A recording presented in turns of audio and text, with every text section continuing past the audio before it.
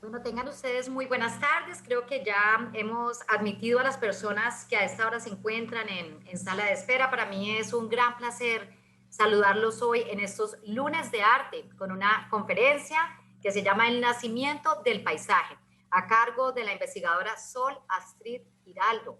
Ella es licenciada en Filología de la Universidad Nacional de Bogotá, con especialización en latín y en griego. Recordemos que la filología es la ciencia que estudia los textos escritos, la estructura y evolución de una lengua. Ella es además magíster en Historia del Arte de la Universidad de Antioquia y tiene residencia e investigación en México. Es periodista, investigadora y curadora independiente. Ha realizado curadurías para el Museo de Antioquia. Es ganadora de diferentes premios a nivel periodístico y literario.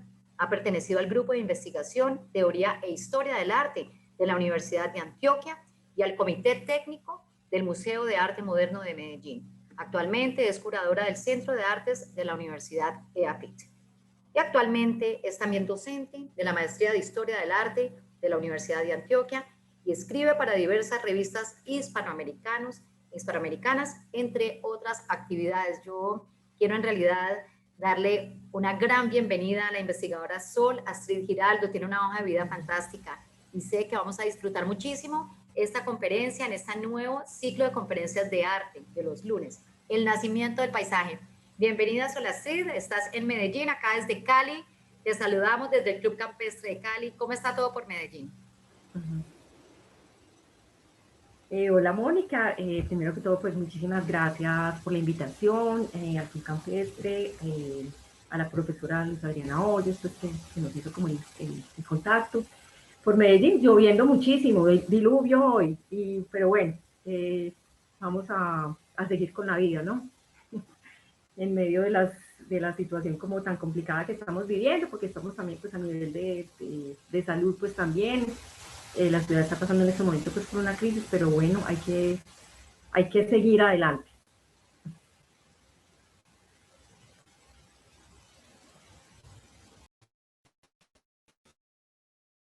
Aló, aló, ¿ahí sí me escuchan? Qué pena, Solastrid, parece que yo tuve un problema técnico. ¿Ya me escuchan ustedes a mí? Sí, sí.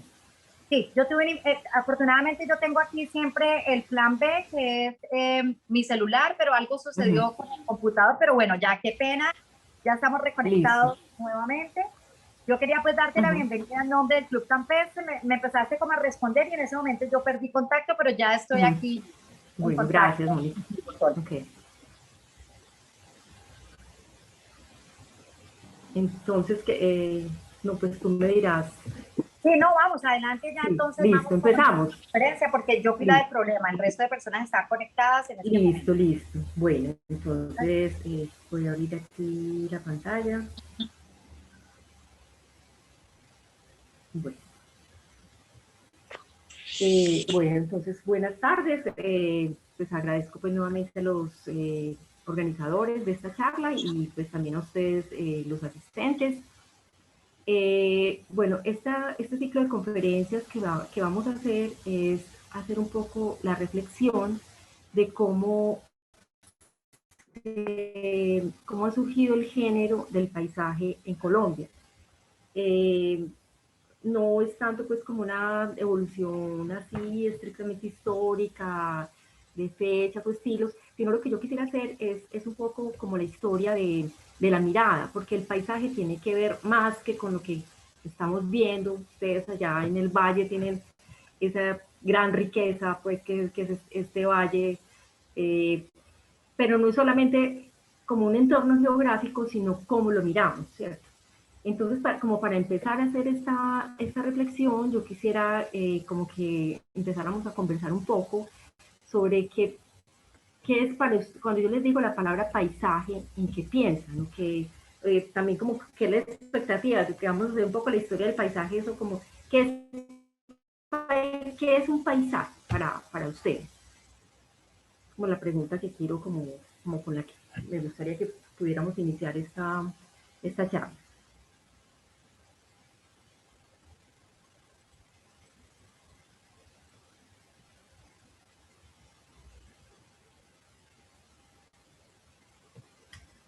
Bueno, Entonces, bueno, vamos a seguir como reflexionando sobre el término y ya, pues si alguien quiere participar, pues seguimos participando. Bueno, entonces lo que, con la idea pues como que yo quiero que iniciemos es como esto, como diferenciar lo que es la naturaleza, ¿cierto?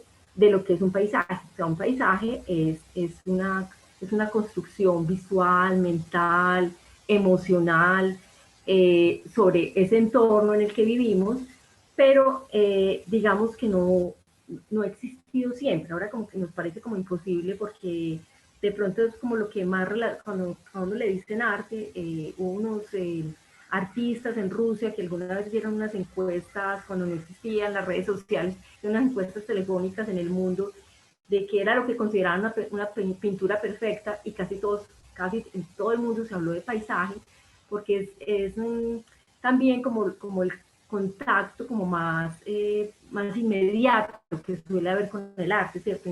En cualquier casa hay una foto, en una pintura, que eso siempre ha existido. Es como la idea pues es como dejar claro que esto es una cosa histórica, ¿cierto? Que hay ciertas culturas que nunca manejaron el paisaje, ¿cierto? Y hay épocas donde no ha existido el paisaje. Entonces, por ejemplo, es lo que vamos a ver hoy, ¿cierto? Como vamos a ver como esa prehistoria del paisaje en Colombia, ¿cierto? Porque el paisaje no se encuentra tanto en el exterior, como les decía, sino como en la mirada de quien contempla, y esa mirada evoluciona, se forma, cambia, entonces vamos a observar sobre todo es la mirada.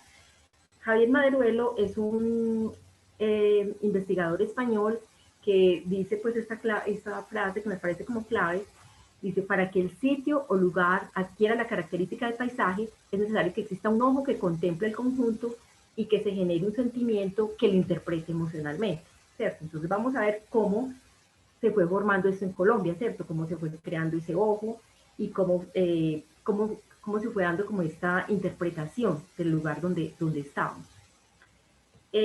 Para pensar un poquito pues como en este término, quisiera hablar como dos culturas en dos extremos para las que no ha sido tan importante el paisaje, como una, por ejemplo, es Grecia, ¿cierto? Grecia con su, digamos, su convicción o su sensibilidad de que el hombre era la medida de todas las cosas, ¿cierto? Que lo importante era el hombre, se pensó muy aislado como de ese entorno. Y tenemos pues como digamos, toda su historia de la escultura y todo eso, es como este hombre aislado, que no es, como que no es, o sea, lo importante es él y no tanto como ese entorno. Y podemos pensar también como en un extremo, absolutamente pues al otro lado del mundo y de la historia y todo, que es, digamos, las culturas precolombinas, que al contrario, al estar tan inmersas en la naturaleza, no se sentían diferentes de ellas, ¿cierto? Entonces nosotros encontramos una cantidad de figuras antropomorfas o fitomorfas, ¿cierto? Donde aquí vemos, por ejemplo, donde las plantas, los animales hacen parte como del cuerpo, ¿cierto? Si uno hace una investigación un poco, incluso pues en las culturas indígenas de la actualidad que tenemos como a la mano, pues, o decir en el Amazonas o algo así, para ellos evidentemente el paisaje no está afuera, ellos están atravesados por ese paisaje o ellos también son paisajes, ¿cierto? Entonces digamos en estas culturas nosotros nunca vamos a ver pues el cuadrito típico de la casita, el riecito, los arbolitos, porque para ellos eso no está afuera, hace parte como de, o sea, como para uno poder mirar el paisaje tiene que dar un paso atrás, sentirse diferente como de ese lugar, que también, por ejemplo, en este caso son como importantes las cosas, se dice que hay paisaje cuando empieza a ver la ciudad, porque cuando uno está en la ciudad, sale como de ese entorno y ya lo puede ver como de lejos, lo puede ver como idealizarlo, mientras estás adentro, digamos, con las rudezas, a veces pues como de la vida natural, no te va a parecer eso como tan idílico, ¿cierto? Entonces, por ejemplo, una de las culturas que empezó a desarrollar el paisaje fue precisamente Roma, porque Roma es una cultura muy urbana, ¿cierto? Entonces ellos ya empezaron con el cuento de las villas, estaban aparte pues como de esa naturaleza. Bueno, entonces, otro dato que me parece como importante, pues que esa palabra que nos parece tan común, solamente pues tiene una historia muy tardía, o sea, solamente en 1708 en un diccionario español aparece la palabra, ¿cierto? La palabra de pronto se puede haber usado un poquito antes, pero ya como palabra en un diccionario hasta 1708, o sea, es algo pues absolutamente reciente. O sea, el paisaje tiene que ver con la modernidad también.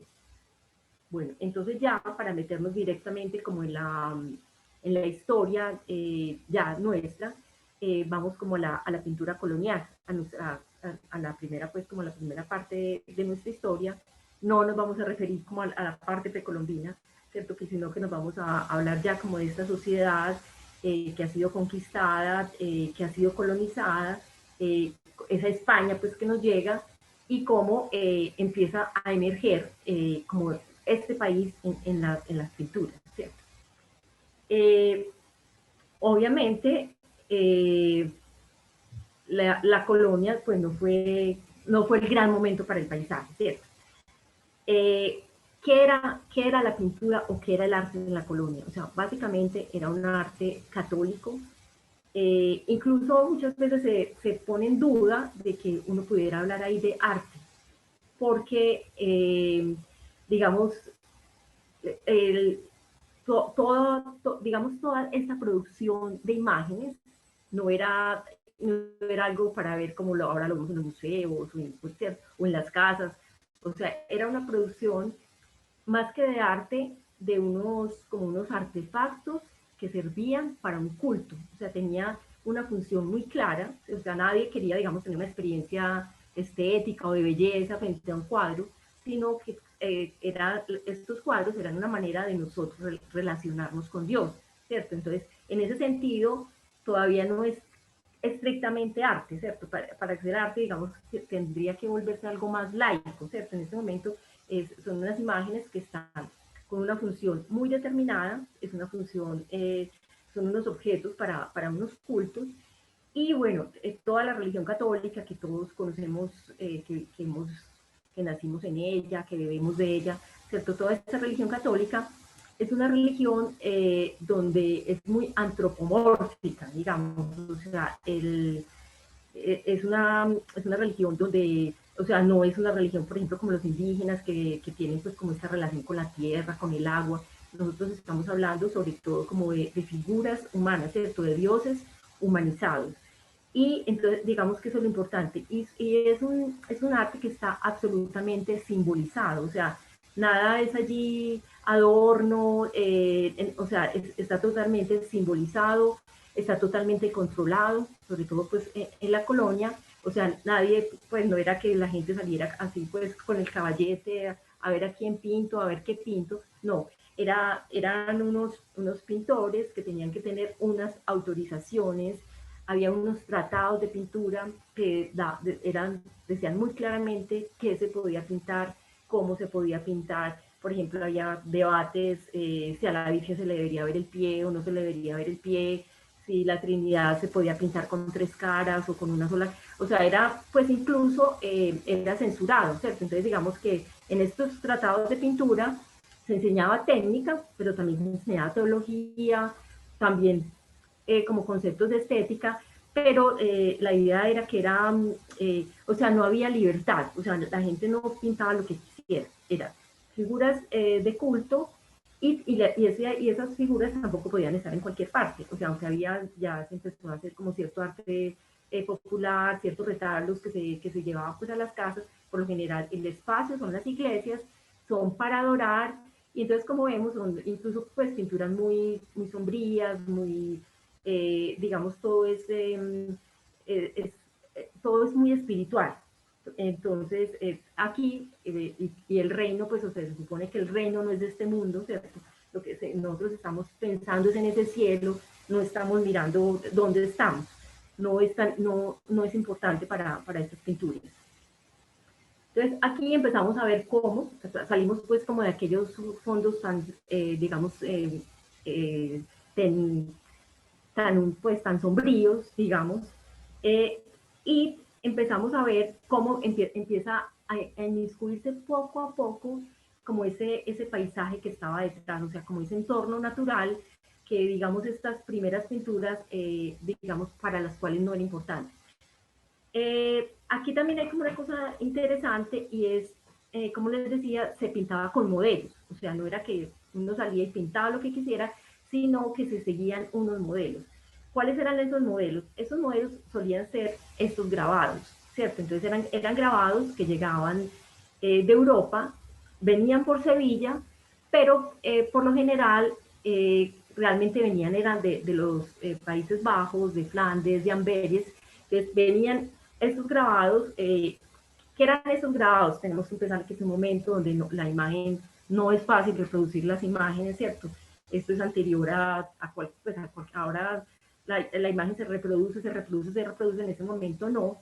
La manera, digamos, como de uno conocer, digamos, esas obras que estaban en los museos españoles era a través de unos grabados que hacían estas personas, pues casi por lo general eran como de los Países Bajos, y reproducían obras de arte, reproducían, digamos, imágenes que eran las que había que imitar, y llegaban aquí a América, llegaban en blanco y negro. ¿Y qué se hacía en América? En América se tomaban esos modelos, pero claro, venían en blanco y negro. Entonces ahí hay como cierta libertad, porque entonces, digamos, uno a la Virgen no la podía pintar de cualquier color, había ciertos colores que eran para la Virgen, ciertos que eran para San José, pero eso era lo que hacían los pintores. En ese imitar, pues se podía pensar, digamos, como que el grabado original perdía calidad, ¿cierto? Porque aquí, digamos, los artistas de acá no tenían esa formación que tenían en España. Sería una manera de verlo. Otra manera de verlo es que más que perder, hay cierta reinterpretación, y así empieza el arte en Colombia, ¿cierto? A pesar de ser tan normado, de tener como esas como tantas leyes, tantas cosas, la gente hacía sus cambiecitos, ¿cierto? Y por ahí fue surgiendo como, digamos, unos pintores como ya más, digamos, más criollos, pues eso sucede pues a nivel de toda América. Entonces aquí, por ejemplo, vemos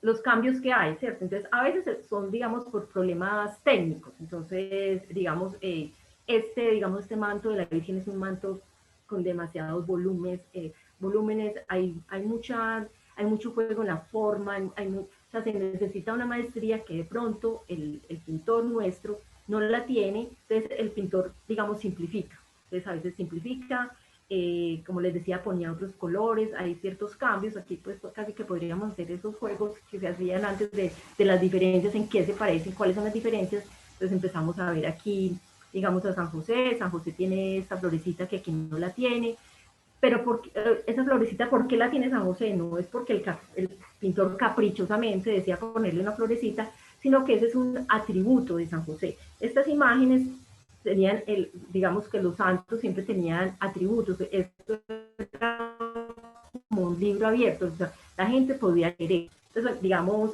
San José tiene esa azucena, a veces tienen azucenas, y esa azucena, pero digamos, esa azucena es un símbolo que significa castidad, y digamos, San José no podía tener cualquier otra flor o cualquier otra cosa, no, San José es con una azucena. A veces se le pone y no se le pone. Nuestro pintor Gregorio Vázquez, que fue como el gran pintor pues, de la colonia americana, neogranadina, se lo pone, digamos, ahí estas florecitas, empiezan a aparecer estas florecitas en el piso que aquí no están. Esas florecitas también son simbólicas, tienen que ver con santidad. El manto de la Virgen tiene que ver mucho con la Virgen americana, pues que fue la Inmaculada Concepción. Y entonces empezamos a ver todo esto, el cielo. Entonces vemos que aquí en el cielo no hay ángeles, el pintor nuestro lo llena de ángeles. Bueno, entonces aquí como una cosa interesante es ver ese espacio. Entonces venimos de una pintura tenebrista, oscura, donde no hay nada en el fondo. Aquí ya empieza a haber unos fondos, pero ¿qué tanto paisaje es esto, cierto? Entonces, como les decía, realmente son cosas muy simbólicas que no tienen que ver como con la tierra, ¿cierto? Tienen que ver como con toda esta cosa mística. Entonces tenemos este cielo que no es un cielo atmosférico, o sea, no es que haya una nube así, que haya un estudio de luz de las nubes, sino que es un cielo místico, ¿cierto? Un cielo simbólico. Y de pronto aquí en el fondo sí hay como cierta montañita, cierta cosita. Bueno, vamos a ver cómo por esos huequitos es que empieza a aparecer América, cómo empieza a aparecer la Nueva Granada por esos, como esos huequitos que van dejando estas pinturas, ¿cierto? Aquí sucede lo mismo. Entonces hay un grabado que llega de Europa, que llega a través de España, porque viene de Europa. Hay aquí la apropiación que tiene pues nuestro pintor. Entonces es lo mismo, hay unos cambios. Tenemos aquí, entonces nuevamente, este fondo, ellos empiezan a, o sea, como un problema muy importante de la pintura siempre ha sido la relación como de la figura con el fondo. Cuando la pintura es muy primitiva, digamos, eso se pega o ni siquiera es problema, ¿cierto?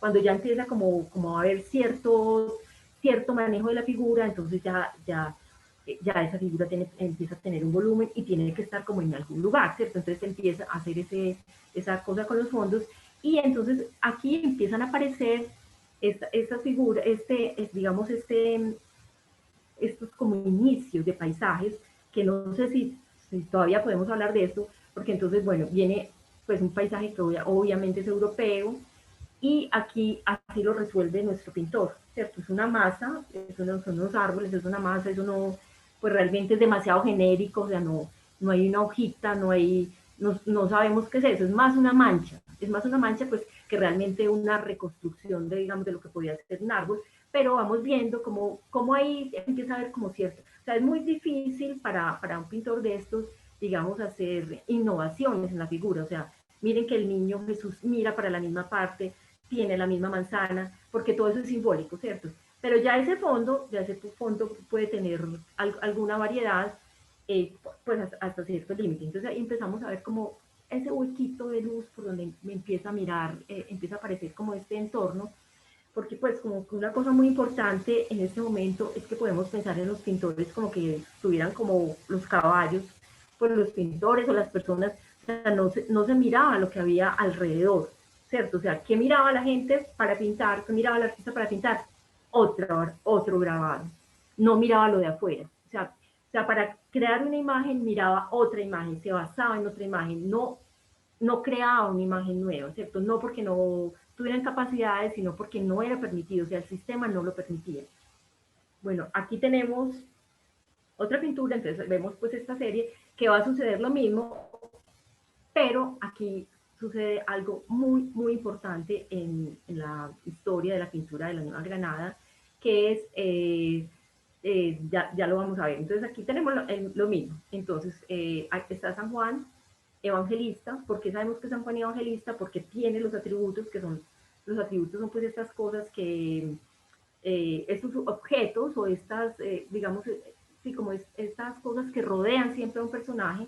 Digamos, a San Juan siempre se le pintaba con esa pluma, siempre se le pintaba con la Biblia, pues que es San Juan Evangelista, ¿cierto? Y vamos a ver aquí, vamos a hacer como un zoom.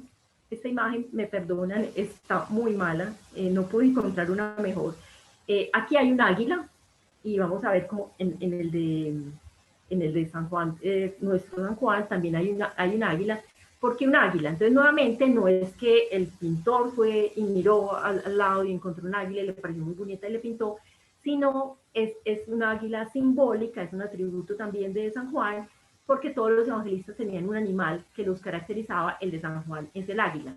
Entonces ahí tenemos pues a este águila. Pero sucedió otra cosa que es maravillosa, que es milagrosa, que es una belleza, que es al lado de este águila simbólica que viene de Europa, que viene de una imagen, por decir algo, el pintor por primera vez sí mira lo que está al lado y mira este pajarito, ¿cierto? Este tupial es un pajarito que solo existe en América, existe en Colombia, existe en Venezuela, y entonces el pintor, digamos, se le logra como que se cuele que es de otro mundo, ¿cierto? Entonces tenemos que pensar que es muy diferente este águila, que es un águila simbólica, a un pajarito, pues que no significa nada fuera de la belleza, de la alegría de verlo, de la vida, ¿cierto? Entonces es una manera, y también pues como de la tierra donde está ese pintor, ¿cierto? Entonces digamos aquí podemos ver como esta parte de abajo muy, digamos, muy siguiendo pues todos los códigos de la pintura colonial, y este cielo, bueno, en el cielo se pinta a Santo Domingo, que es este personaje, pero si nosotros abstraemos ahí a Santo Domingo, sí empezamos a ver un cielo que ya no es un cielo, ese cielo con ángeles, ese cielo como místico, ese cielo conceptual, sino que ya es un cielo real, ya podemos empezar a hablar de atmósfera, ¿cierto? Podemos pensar en, este es un pintor santafereño, podemos pensar en un atardecer ya bogotano, y esto es muy bello, ¿cierto? Es la manera como que la luz y la vida se van metiendo, y vamos viendo cómo, qué es lo que vamos a ver como sobre todo pues como en la charla de hoy, cómo ese mundo real va surgiendo, va buscando su caminito, y está pues esta bellísima pintura con esta innovación, es absolutamente innovador y de alguna manera herético, pues, o sea, el pintor no podía hacer esto y lo hizo. Le ganó la belleza, no sé. Estamos hablando allí de la colonia. Traigo este cuadro donde sucede exactamente lo mismo, pero ya como en el ámbito de Antioquia, y lo traigo también por la fecha. Me parece como interesante ver cómo todavía en 1877, pues allí estamos hablando del siglo XVII, aquí ya es finales del siglo XIX, donde han pasado muchas cosas en el mundo, han pasado muchas cosas en el arte, han pasado muchas cosas en el paisaje, pero digamos aquí en una provincia antioqueña todavía estábamos viviendo como en el mundo colonial. Esto era pues todavía, era colonia, y pues obviamente ya había pasado la colonia, pero como que conceptualmente se seguía en la colonia, y vuelve y aparece ese paisajito. Entonces, eso, por ejemplo, se considera una de las primeras representaciones del paisaje, pues digamos como en el ámbito antioqueño, que vemos pues aquí no hay nada, que hay, y el artista innova, mete su entorno. Aquí pues vemos estas montañas. Por ejemplo, aquí hay unas uvas, pero estas uvas sí son, digamos, muy europeas, muy de esta cosa simbólica, pero aquí ya empezamos a ver como esas pequeñas emergencias del paisaje. Bueno, volviendo a la colonia, vamos a la iglesia Santa Clara. Esta iglesia es una iglesia que queda en la Candelaria, no sé si la conocen, si no la conocen, recomendadísima. En la Candelaria pues, de Bogotá, es una de las joyas, absolutamente joyas del barroco colombiano. Esta capillita es una iglesia que pertenecía al convento de Santa Clara. Ese convento ya desapareció, pero quedó la capilla. Y esta capilla, pues este era uno de los conventos más ricos de la colonia, donde iban como las mujeres, digamos, de la clase alta, ¿cierto? Las clarisas eran pues, de la clase alta. Había, digamos, entonces estas iglesias siempre se volvían como un repositorio como de estas fortunas, ¿cierto? Entonces aquí los donantes, entonces tenemos aquí cuadros de Gregorio Vázquez, como les decía, pues es como nuestro gran pintor colonial, pero, o sea, como todo, digamos, de lo valioso que hubo en el arte colonial, hay como una muestra aquí, en esta capilla, que entonces nuevamente es un arte muy normado, o sea, allí no se pone cualquier cosa, está o la historia de Cristo, o la historia de María. Este techo tiene que ver como con las estrellas, esto como que nos habla, pensamos como en un firmamento, está el oro, está pues, digamos, como lo mejor del arte está allí, ¿cierto? Porque el arte tiene que ver con el culto, pero también es algo como de acumulación, de riqueza. Entonces aquí pues es como un alarde pues de espiritualidad, pero paradójicamente también como de riqueza. Y entonces tenemos esta iglesia Santa Clara, como les digo, con este tipo de obras, con este arte, digamos, tan formal, pero allí sucedió otro pequeño milagro, que pues es maravilloso. Esta capilla que estamos mirando para el otro lado, tenemos aquí esto pues que era es una estructura muy habitual en estas capillas de conventos femeninos, que es, aquí hablamos aquí se habla del bajo coro, que es esta parte de acá abajo, el coro alto, que es esta parte de acá, y esta es la tribuna. Aquí esto tiene que ver como con toda la parte musical pues de la capilla. Estas monjas eran monjas de clausura, ellas ya llegaban allá y nunca volvían a salir al mundo. Este era digamos, aquí hay una, luego pues como, digamos que este enrejadito se corre y esto quedaba totalmente, ellas quedaban allí tapadas. Ellas, aquí sucede cosas muy importantes en el convento. Ellas, como ustedes saben, la música fue una parte importantísima pues en el barroco y pues en el arte católico lo sigue siendo. Entonces ellas hacían allí como sus trabajos de coro, aquí estaba pues como el órgano y ellas, esto estaba tapado, entonces digamos, ellas en su vida diaria tenían allí actividades todo el día, pues que eran actividades musicales, por la mañana, al amanecer, por la tarde, antes de acostarse, ¿cierto? Era una manera de alabar a Dios, pero digamos, también cuando había misa, acá abajo, pues aquí abajo había silla, lo que pasa es que este museo, esta iglesia se volvió un museo, ya quitaron las sillas, pero digamos aquí venían los fieles, entonces ellas estaban tapadas, porque como les decía era de clausura, no se podían ver, entonces era un lugar como límite, ¿cierto? Como frontera entre ese convento que es totalmente cerrado y la capilla, pues que sí estaba como abierta al público. ¿Y qué sucedió aquí? Pues qué cosa tan maravillosa sucedió para el arte colombiano, sucede en este techo. Nosotros vemos este otro techo, pues que es muy, digamos, me devuelvo para que lo volvamos a mirar, ¿cierto? Digamos, es un artesonado, tiene que ver, es como de alguna manera emula como las estrellas. Aquí sucede otra cosa en este techo. Lo que sucede, mira, aquí está como más un primer plano, y vamos a ver qué sucedió en este techo. Precisamente, ¿qué sucedió?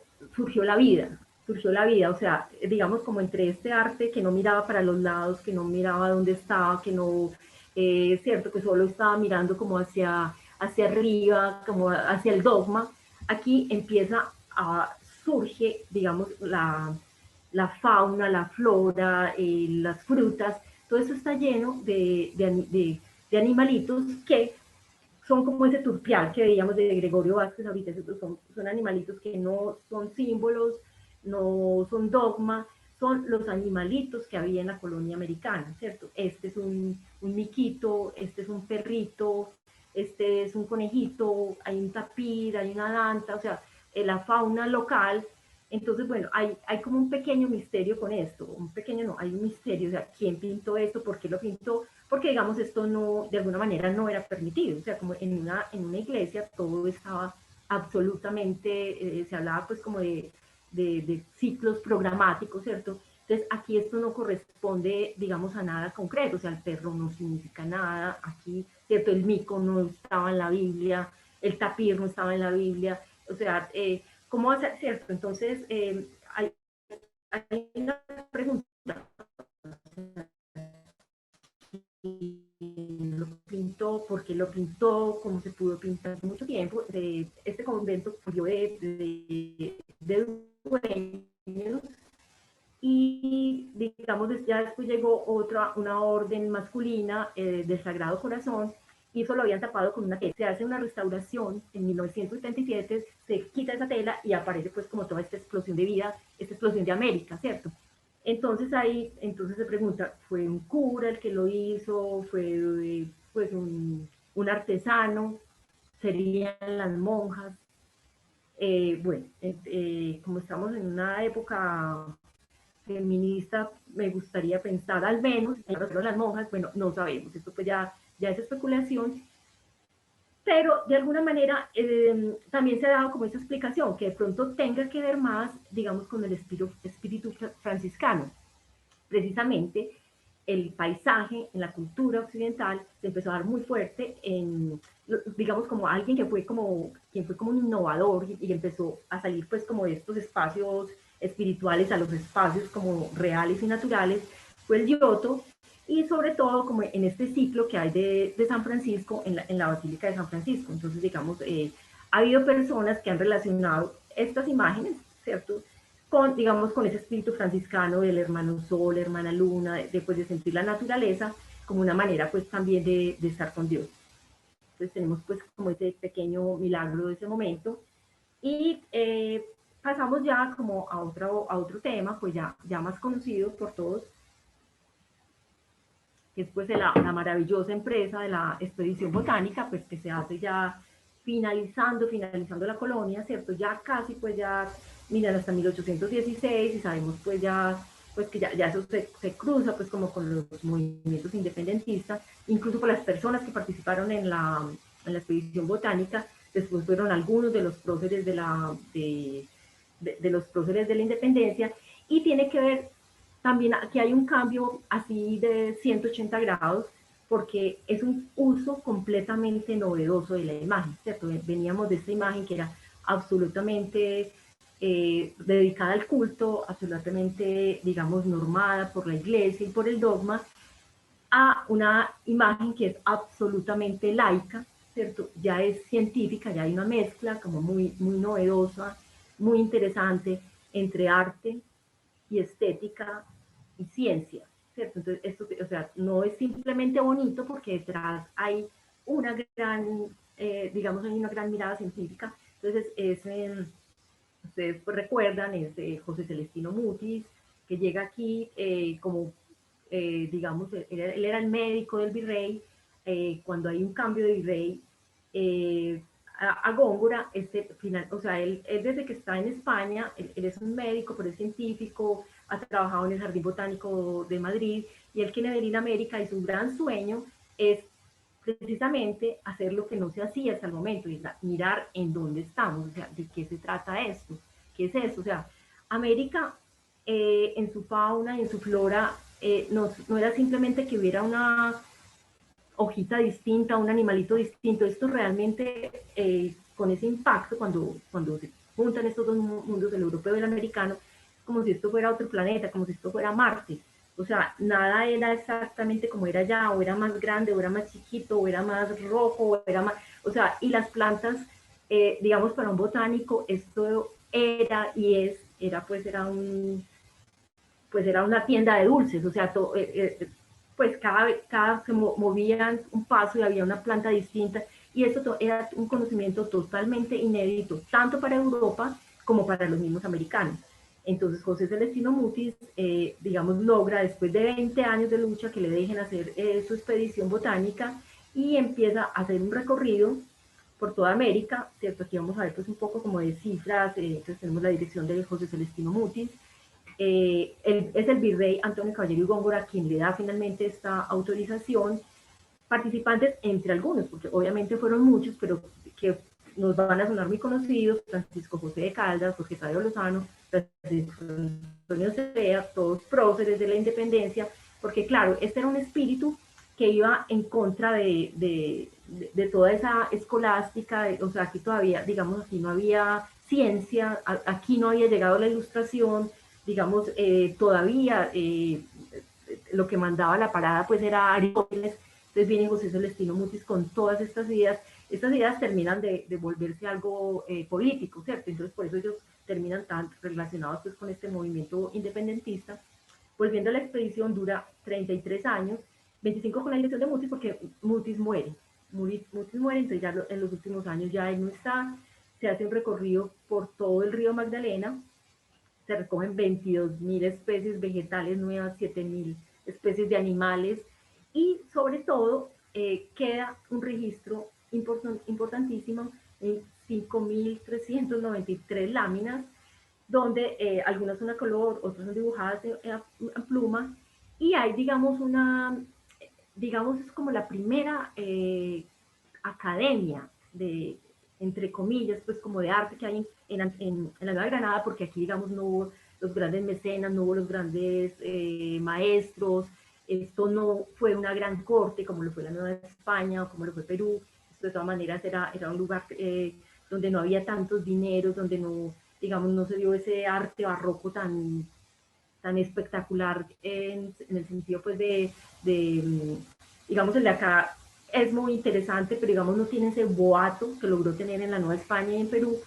y digamos se crean academias de dibujo por primera vez, ¿cierto? Entonces hay una oficina de pintores, es un dibujo que, como les digo, tiene una mezcla muy novedosa, muy interesante entre la parte técnica, la parte científica y la parte estética, porque tampoco era el dibujo científico o el esquema, sino que había pues también una gran belleza, una gran plasticidad. Entonces se logra pues como esta empresa que es absolutamente maravillosa y definitiva a nivel de la ciencia, pero absolutamente maravillosa y definitiva a, través, a partir del arte, ¿cierto? Muchos de estos artistas luego se vuelven, por ejemplo, Pablo Antonio García se vuelve maestro de los siguientes artistas, de los artistas que luego vendrán, que ya pues tendrán otros temas, pero digamos que todo esto sucede. Entonces esto también es una nueva manera de mirar todo eso que no se miraba, digamos, en el arte religioso, ¿cierto? Casi que está al otro extremo, ¿cierto? Mientras allá solamente había, digamos, la figura humana, ¿cierto? Y, digamos, obviaba un poco el espacio, aquí la figura humana desaparece y lo que queda es solamente como esta riqueza vegetal. Entonces, pero entonces sigue preguntando uno, ¿esto es paisaje? Tal vez todavía no hemos llegado al paisaje, pero es o como otro camino de que esa América vaya entrando y se vaya metiendo pues como en las imágenes y creando pues unas imágenes que son absolutamente inéditas. Veíamos pues que en el arte, digamos, religioso, la idea era que no hubiera nada, que nada fuera inédito, o sea, allá no podía haber originalidad.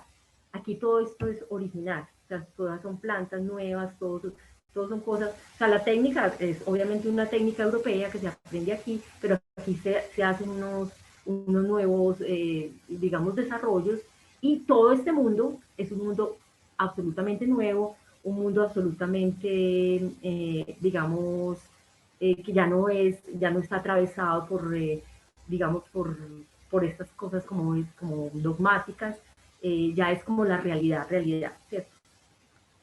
Bueno, entonces terminando ya como este capítulo pues de la expedición botánica, este capítulo de la colonia, ya llegamos al paisaje independentista, ¿cierto? Que vamos a ver cómo está muy relacionado con lo anterior. Entonces empezamos a ver aquí a un personaje como Pedro José Figueroa. Pedro José Figueroa fue uno de las personas que hizo los primeros retratos de Bolívar. Y entonces detengámonos y bueno, y es alumno de estos dibujantes de la expedición botánica. Entonces es como muy interesante. Él es como un paso entre la colonia y digamos todo este mundo pues ya de la independencia. Esta imagen es interesante porque para que no, podamos hablar como de una sustitución de imaginarios que hubo con la independencia, ¿cierto?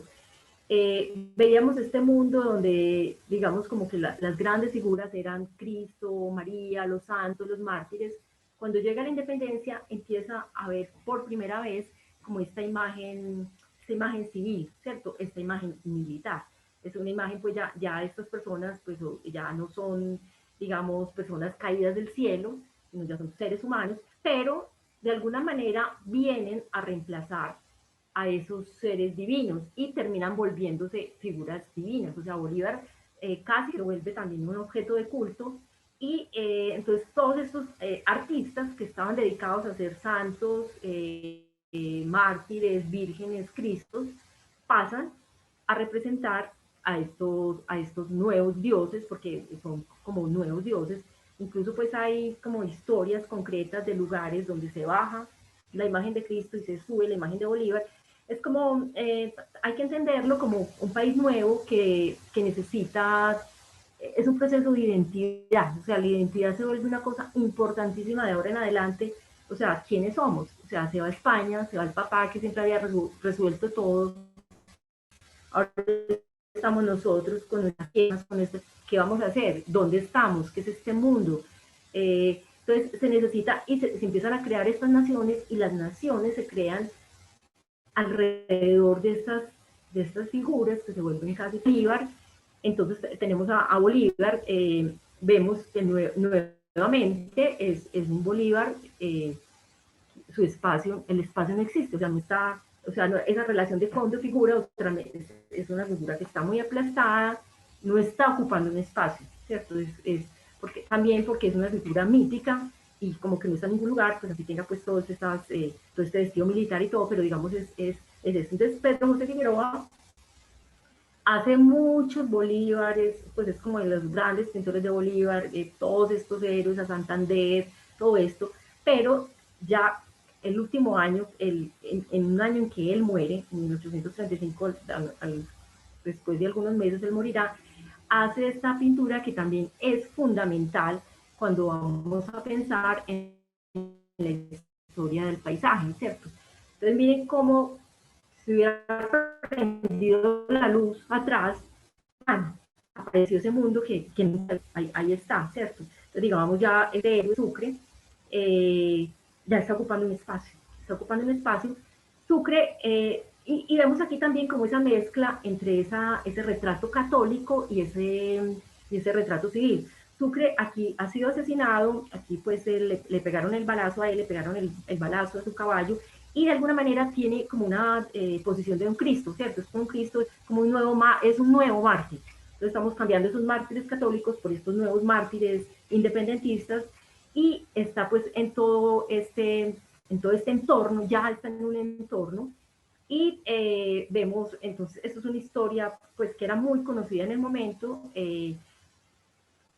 Bolívar ya, o sea, se está empezando a disgregar la Gran Colombia, Ecuador se independiza, y entonces Sucre se vuelve un personaje incómodo, ¿cierto? Porque se vuelve un personaje incómodo para quienes quieren la independencia, ¿cierto? Porque Sucre es como el único que podía reemplazar a Bolívar, el único que podía volver a ser como el centro del país, y le hacen una emboscada en Berruecos, que esto es cercano a Pasto. Entonces, pues hay una historia, se sabe que fueron 4 personas, bueno. Entonces, uno empieza a mirar esto, pero si lo vamos a mirar ya como con los ojos del paisaje, empezamos a ver que también es, o sea, como digamos, este personaje, este pintor, realmente no estaba preparado para esta pintura, ¿cierto? O sea, no tiene los conocimientos técnicos, no maneja la perspectiva, entonces es una pintura un poco ingenua. Entonces ustedes ven todo como hay dificultades, por ejemplo, para entrar en el espacio, ¿cierto? Es un espacio raro. Este caballo puede ser analizado mucho. Se dice pues como, ya se sabe que por estudios y todo, cuando un caballo está al aire, tiene las patas para adentro, no afuera, o sea, eso es casi que una caricatura, pero miremos algo muy interesante entre estos dos animales que aparecen allí. Entonces aquí tenemos el caballo y tenemos a este tigre, ¿cierto? Entonces nuevamente aquí vamos a ver dos órdenes, así como veíamos en el pajarito del águila y el turpial, aquí hay dos órdenes de animales, ¿cierto? Hay un animal con el que se intenta ser realista, ¿cierto? Incluso él es como un eco de Sucre, ¿cierto? Casi que porque él también sufre, también es herido, pero digamos es un animal de la vida real, por decir algo. Sin embargo, este tigrecito que está acá, este tigre es un tigre simbólico, es un tigre alegórico, y sí está representando algo. No está representando, digamos, un concepto católico como aquel águila de San Juan. ¿Qué está representando este tigre? A, pues el que mandó a matar a Sucre, pues fue Obando, ¿cierto? Entonces a Obando le decían el tigre. Entonces, al decirle el tigre de Berruecos, aquí, o sea, digamos, este cuadro es una denuncia, ¿cierto? Entonces está diciendo, fue Obando, y fuera de eso tiene estas florecitas en la cabeza. Estas florecitas tienen que ver con la persona que en ese momento era, digamos, como el líder de esa independencia de los ecuatorianos, que era el general Juan José Flores. Entonces, aquí tenemos entonces, esto es, digamos, una acusación, ¿cierto? Es una acusación, pero más que eso, lo que nos interesa es como ese carácter simbólico, ¿cierto? Esto casi que es una caricatura. Y bueno, entonces tenemos, digamos, como este gran, como intento de ser paisaje, pero si uno se pone a ver, o sea, Figueroa no conocía cómo era esa naturaleza, o sea, él pintó unos árboles genéricos, pintó unas flores genéricas, pintó un caballo genérico, ¿cierto?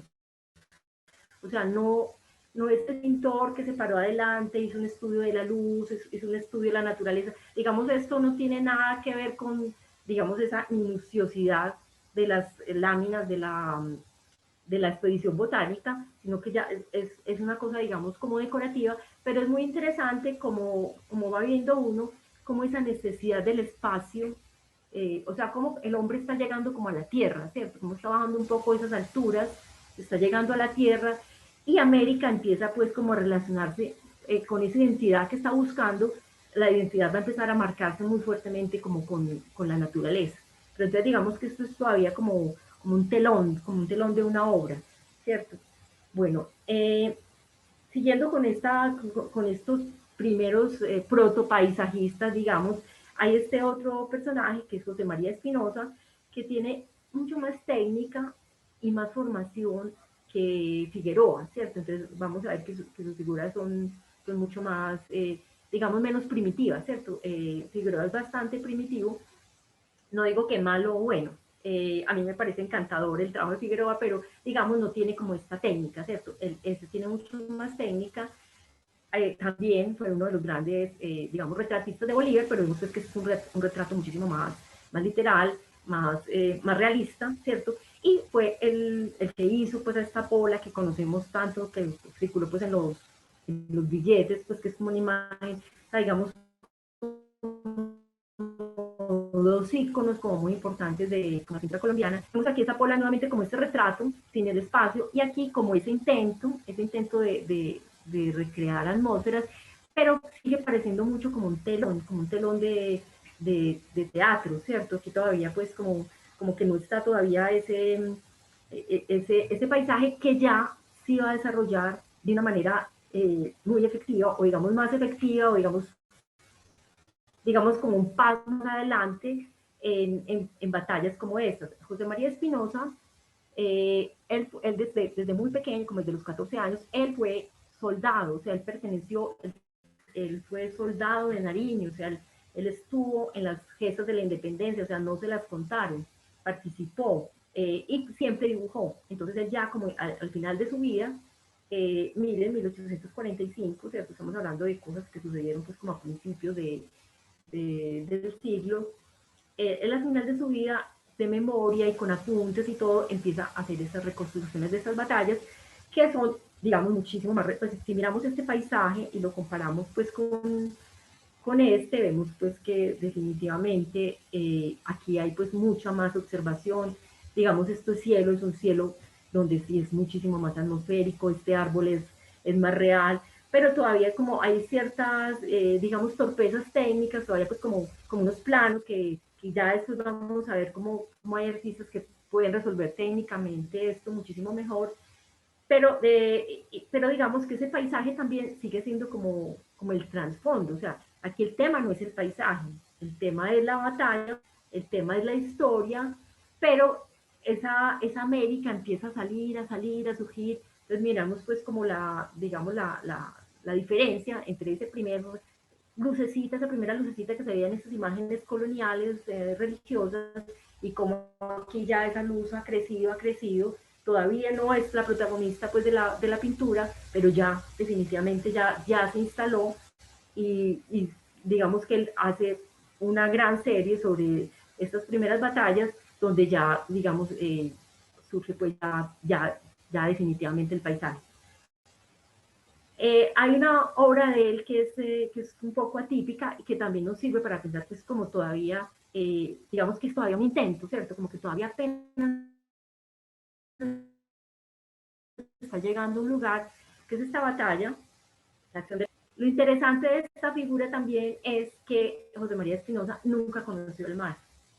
Entonces aquí le vemos, o sea, como aquí lo vemos pues mucho más suelto porque son lugares que conoció, hay como todo esta tierra, este hálito, estas montañas, ¿cierto? Logra crear un espacio, ¿cierto? Sin embargo aquí si lo vemos pues más como, como más plano, como más pegadito. Entonces lo interesante de esto era, o sea, este sigue siendo un paisaje pues muy mental, ¿cierto? Que le hablan de mar, entonces se imagina el mar, obviamente no tienen información que nosotros ahora tenemos, y se imaginan pues estas fragatas, todo esto, entonces este pues es como algo como claro para ellos. Entonces, bueno, ya pues como terminando para no cansarlos, esta sería como la última imagen que hice como una abstracción de todas estas imágenes de Figueroa, como para decir pues que estamos en un momento donde ya como que el paisaje está pulsando por entrar o pujando por entrar, ¿cierto? Pero todavía, digamos, no está ni la técnica, ni la mirada, ni la sensibilidad, y como todo eso será una cosa que no va a dejar de crecer, y será el tema que trabajaremos pues como en la próxima conferencia, que es esta imagen que quisiera saber si alguno de ustedes la reconoce. Bueno, hasta aquí terminaríamos. Si alguien reconoce esta imagen y si tienen preguntas o podemos hablar de algo, pues eh, lo conversamos.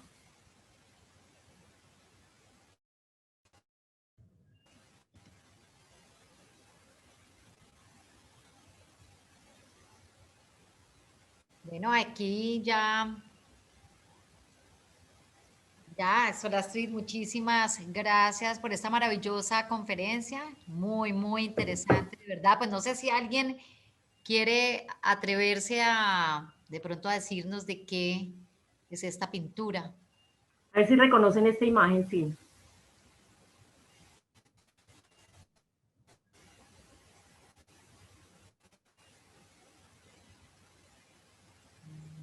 No se les parece nada.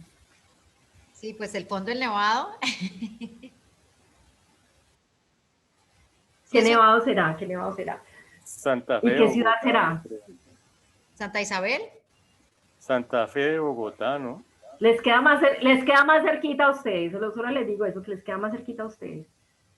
Está más cerquita que Bogotá. ¿Desde el del Ruiz o Santa Isabel? Popayán, Popayán. Más cerquita todavía. Más calientico.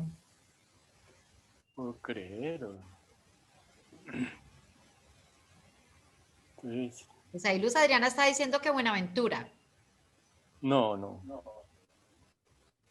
Más Es cerquita. Cali, San Pedro. ¿Qué? No alcanzan a leer la letra. No, Cali, Cali. Ah, Ahí se Cali. ve, Cali, No, y claro. desde Cali se ve en realidad Claro, claro. desde Cali se ve, en días muy despejados se ve desde acá, se ven las los nevados. montañas. Cerro Seguramente Las Tres Cruces. se veía muchísimo más antes.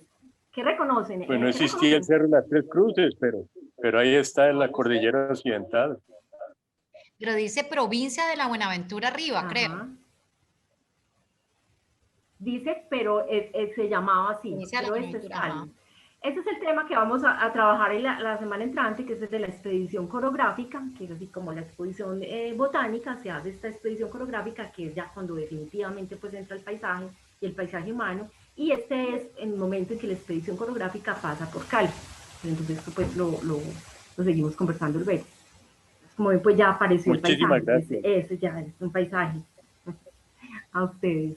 Excelente. Sí, excelente, muy interesante. Solastrid, yo quisiera abrir la posibilidad de pronto si alguien quiere hacer alguna pregunta para la investigadora Solastrid, puede hacerlo en este momento o vía el chat del Zoom. Aquí hay algún comentario de todas formas de María Castro que dice simultáneamente había pintura civil de retratos de personas poderosas o ricas. Sí, digamos que es todo el capítulo de los virreyes que, sobre todo Joaquín Gutiérrez, que fue como el gran pintor de los virreyes, sí, claro que sí. Digamos que también manejados como de esa manera, como, sí, o sea, una imagen muy, digamos, no todo el mundo tenía derecho a la imagen. Estaba, estaban sola, sí, como estos, el virrey, o digamos los marqueses de San Jorge, que eran los papás de Jorge Tadeo Lozano, el marqués y la marquesa, y digamos que este tipo de retratos fue como más, se dio más en las cortes, digamos en la Nueva España y en Perú, ¿cierto? Que eran cortes, aquí no hubo como tanto digamos, tantas personas que se pudieran pagar ese retrato. Pero digamos, sí está esa gran serie de los virreyes, por ejemplo, y los marqueses. Hola, soy Astrid, hola Mónica, soy Luz Hola, Luz Adriana. Adriana. Hola, hola Luz. Bueno, no, muchas gracias, Astrid, por esta maravillosa conferencia. Nos has enriquecido mucho la mirada pues, sobre el paisaje. Uno pensaría como, echando para atrás lo que decías al principio, esa prehistoria del paisaje en Colombia, uno se imagina algo más moderno que pensar en la colonia, ¿no? Quería pensar un poco en ese concepto de paisaje que nos habías hablado. Que tiene mucho que ver con la mirada, ¿no? Entonces, en este sentido, esta categoría de la representación como tal cobra todo el sentido posible porque sin el espectador, ese paisaje, y sin el que mira, sin la mirada, ese paisaje o esa imagen que estamos mirando no se complementa, ¿no? Entonces, en ese sentido, ¿cuál sería esa relación, digamos, del paisaje con nuestro arte contemporáneo, ¿no? Un poco lo que nos ha dejado, ¿no? Esos trazos que vienen y que llegan al arte contemporáneo hoy por hoy. Sería como mi pregunta y gracias por esta maravilla y por todo lo que nos mostraste, que de verdad nos enriqueciste mucho. Bien, digamos que sí, como decíamos, o sea, como que afuera, pues hay una afuera y hay una adentro, ¿cierto?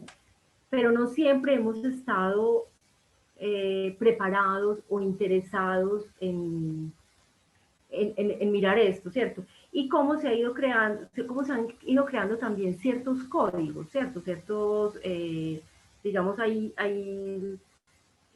digamos que es un paisaje, entonces uno dice es una montaña, hay un río, y, Exacto, exacto. ¿cierto? Y cómo esto ha ido evolucionando a partir de los años, ¿cierto? Entonces, si tú hablas de ahora, digamos como que esto que estamos viendo es, digamos, uno podría hablar del paisaje del siglo, digamos que en el siglo XIX se concreta como lo que entendemos por paisaje, ¿cierto? Pero, y es una imagen que persiste y persiste incluso hasta ahora, ¿cierto? Hasta ahora uno dice paisaje y piensas en un paisaje del siglo XIX. Pero digamos, el arte contemporáneo en Colombia, sobre todo, ha estado muy interesado como en ese territorio, o sea, sigue siendo un problema, es un territorio que también es político, y entonces, digamos, ha sufrido como muchas rupturas, o sea, digamos, ha salido del cuadro, ha salido de la bidimensionalidad, se ha vuelto a veces instalación, a veces pues se ha vuelto o intervenir lo que está afuera, se ha vuelto video, se ha vuelto fotografía, se ha vuelto cine. Entonces, digamos, y todo eso marca como una mirada diferente, ¿cierto?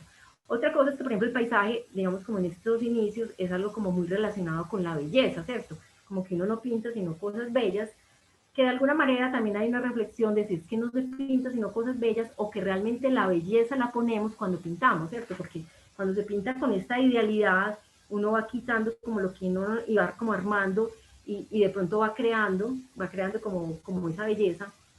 Digamos como que en este transcurso de la historia, aunque sigue habiendo pues artistas que les interesa esa belleza de ese paisaje, ya digamos ha empezado como a surgir otra cosa, y ya digamos son paisajes que no hablan tanto de belleza, ¿cierto? Hablan de conflictos, hablan de, pues ahora con todos los problemas ecológicos, también pues digamos que eso es un término que se está como alimentando, cambiando, mutando, ¿cierto? Que tiene que ver mucho también con la historia, ¿cierto? O sea, no es como que allí, pues como que allí siempre estuvo la montaña, pero ¿qué ha pasado con la historia que nos hace ver distinto la montaña? O nos hace ver distinto ese río, o nos hace crear unas relaciones que antes no creábamos, ¿cierto? Entonces, pues digamos que esa es como la historia, o sea, de todas maneras es como muy interesante este tema porque con él puedes recorrer absolutamente toda la historia, no solo de la historia del arte, sino la historia de Colombia, ¿cierto? O sea, estamos atravesados por el territorio, por problemas territoriales, pues mejor dicho, en esas seguimos, seguimos como en la construcción de ese territorio colombiano. Sí, Solastrid, yo quería hacerte una pregunta respecto de la identidad. En un comienzo, cuando nos invitaste a que definiéramos lo que es el paisaje, yo decía, bueno, es algo que representa, digamos, una identidad de una nación también. Entonces, mi pregunta apunta hacia ¿qué tanto juega el paisaje en la construcción de identidad? Tú como filóloga, pues obviamente has estudiado pues todo el tema de la lengua, cómo nos da identidad, la gastronomía, termina marcando nuestra identidad. ¿Qué papel juega, digamos, el paisaje en marcar la identidad también de los pueblos? Claro, o sea, todo juega, lo juega todo, ¿cierto?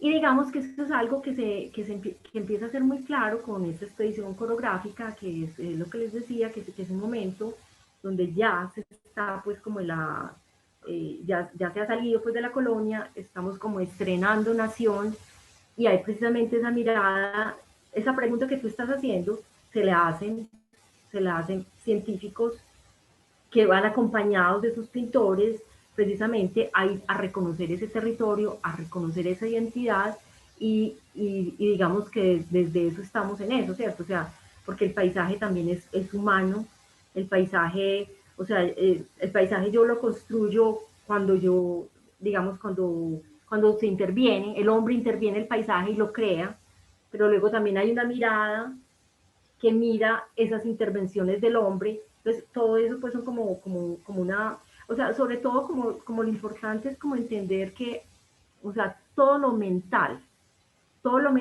que hay en un paisaje, ¿cierto? Todo lo, o sea, que no es algo como de la realidad que está ahí tirado, que es nada, o sea, es diferente el río al río ya visto y ya convertido en una imagen, ¿cierto?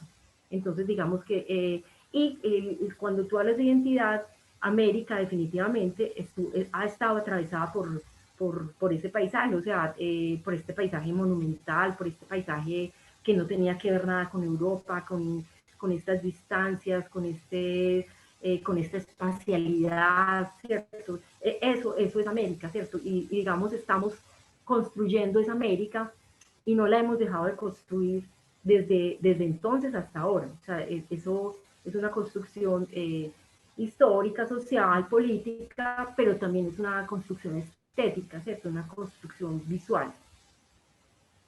Gracias por la respuesta. No sé si alguien más quiere hacerle alguna pregunta a Solastrid.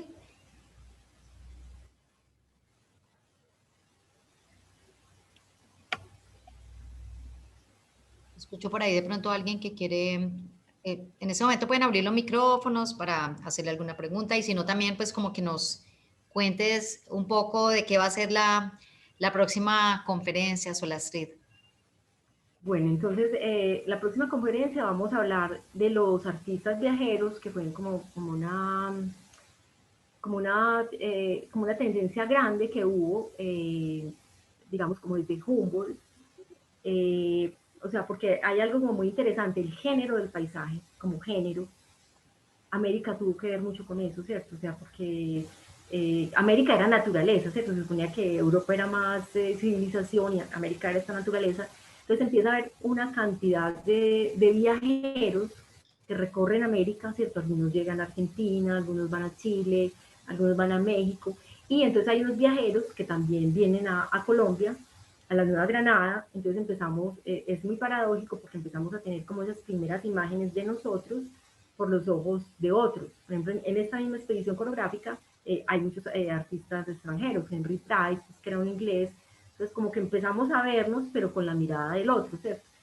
Entonces está este capítulo de los artistas viajeros, luego vamos a hablar de la expedición coreográfica, pues que fue también, como les decía, es como una expedición botánica, pero ya metiéndole sobre todo el factor humano, ¿cierto? Ya es ese paisaje y el hombre, y el espacio, ¿cierto? Porque la expresión botánica, era como digamos con un zoom a algo, esto es un zoom, digamos ya hay un conjunto y es como, también tiene que ver mucho con identidad.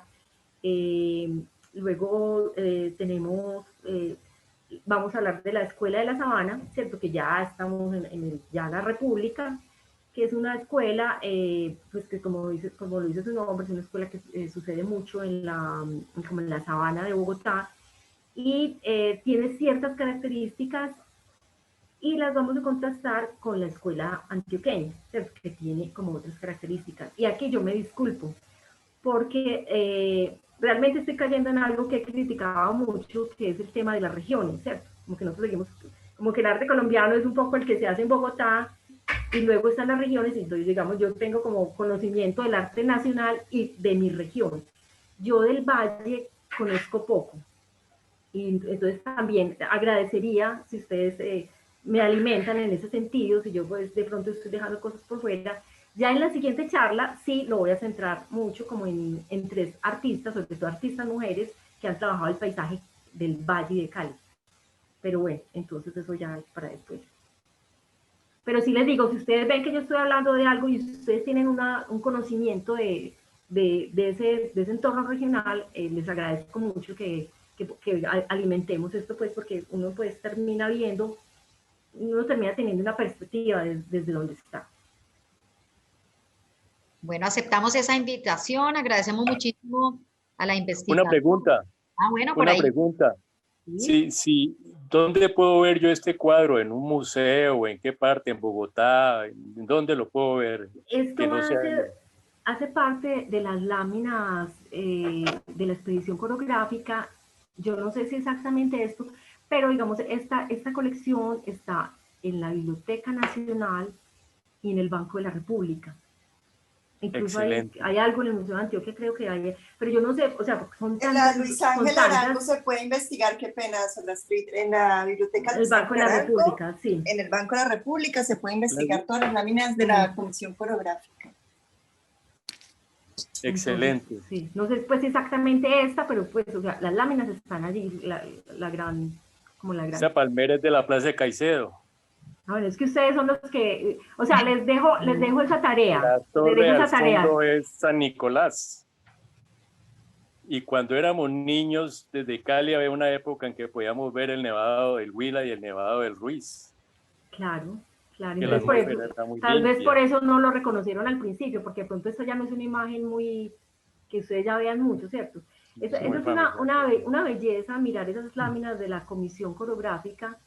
Y alguna vez hubo un fotógrafo acá, Santiago Harker, que estuvo haciendo como ese ejercicio.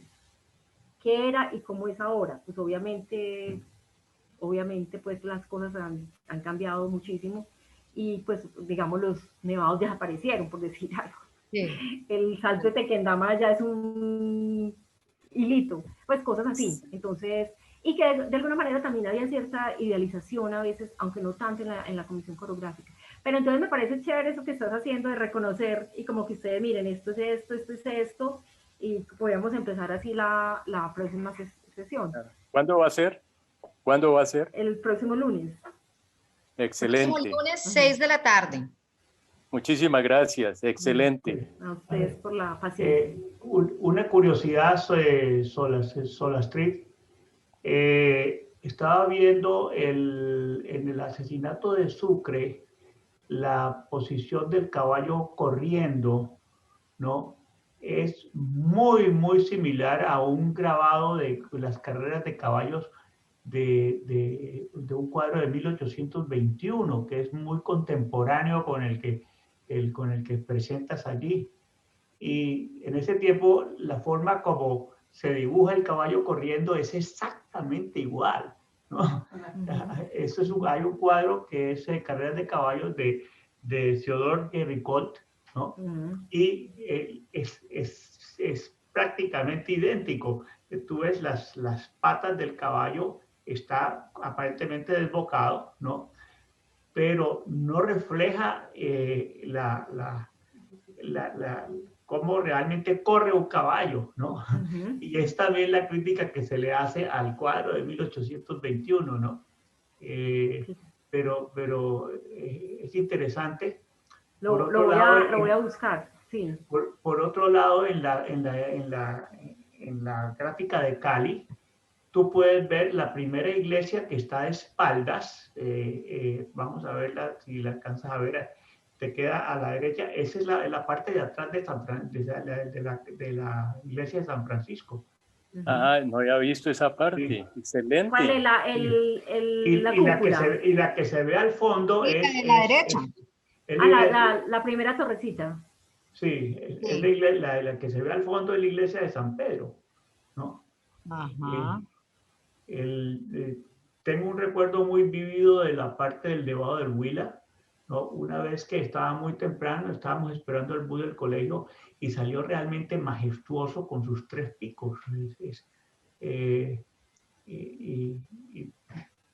hasta ahora hemos quedado encantados con lo que nos has presentado. Esperamos estar aquí nuevamente el próximo lunes. Estoy aquí con mi esposa Vicky desde Puerto Rico, estamos mirándote. Bueno. Excelente. Y ya no se ven los 3 picos que mencionas. No, no, no. Ahí los ves, es decir. No, pero en la realidad ya no se ven en Cali. Hoy día. Sí, los 3 picos existen todavía, ¿no? Y se ven desde Cali. Desde la Torre de Cali. Pero sin nieve. Sí. En la Torre de Cali sí, subes al piso 20 o 30, algo así se veía, no sé, hace muchos años no estaba aquí, pero una se vez veía. hice un viaje en avión de Cali a Pasto muy temprano en la mañana. También. Y estaba completamente despejado y el avión pasó muy cercano al Nevado del Huila. Era un espectáculo realmente muy lindo. Sí, sí. De Bogotá a Cali en avión también, cuando está despejado, se puede ver el Ruiz también, sí. El Huila, el Tolima. Sí. El del Tolima se ve muy, de Medellín a Bogotá se ve divino el Tolima. Todavía tiene un poquito de nieve. El del Huila es majestuoso porque tú ves la cordillera prácticamente como plana y vos te ves esa inmensidad, ese nevado que sale de toda esa parte llana que hay. Es muy bonito, muy bonito. Sí, esto me hace pensar un poco que estamos en un tiempo donde le hemos dado la vuelta. O sea, nosotros no miramos ni el cielo, ni las estrellas, ni las montañas, ni nada. O sea, hemos perdido esa conexión que en un momento como este todavía existía, ¿cierto? Ya las sociedades que se estaban empezando a urbanizar, pero ahí estaba la cordillera, o sea, ya no la vemos. No la vemos pues, por el smog, por... Échale la culpa a los celulares. También al celular. Sí, entonces, sí, qué bonito pues eso. Sí, ya nos toca el avión cuando miramos por la ventana, porque es que ya ni miramos. Nos saludamos y no nos miramos a los ojos. Sí, sí. No, ahora con el tapabocas toca. No, pues eso sí nos quitó una buena costumbre de señalar con la jeta cuando uno le preguntaba sí, ¿para dónde es? Ya no somos colombianos, que eso es lo que, hablando de identidad, ese es un buen rasgo de la identidad colombiana. Con la jeta señalando para dónde era. Ajá. Aquellos tiempos cuando teníamos boca. Así es. Así es. Sí. Oiga, y cuando viajábamos en avión. Hace mucho rato leí una frase que la he hecho mía. Cada día soy más viejo aprendiendo algo nuevo. Creo que dijo Solón eso. Es uno de los sabios griegos. O sea que nunca se sintió viejo. Muchísimas gracias. Buenas noches. Bueno, a ustedes, y les dejo la tarea que traigan aportes del paisaje del valle. Ok. Bueno. Gracias. Del maravilloso paisaje del valle. Sí, además un paisaje que le cuento, pues que es de los departamentos que se da el lujo de tener un río que lo atraviesa por todo el valle, pero al mismo tiempo si vas para el occidente, pues te encuentras con ese paisaje del mar inmediatamente. Es en realidad un departamento muy privilegiado. Entonces... Y dígame, Cali, atravesada por un río. Cali atravesada por el río, 7 ríos además que nos bañan también, entonces... ¿Qué ríos? Creo que tenemos paisajes que nos dan identidad y nos alegran y que nos invitan también a cuidar, ¿no? Volver a mirar el paisaje, sí. Así es. Bueno, no. Bueno, te buenas agradezco muchísimo. Bueno, gracias. Muchas gracias. Muchas gracias, Mónica.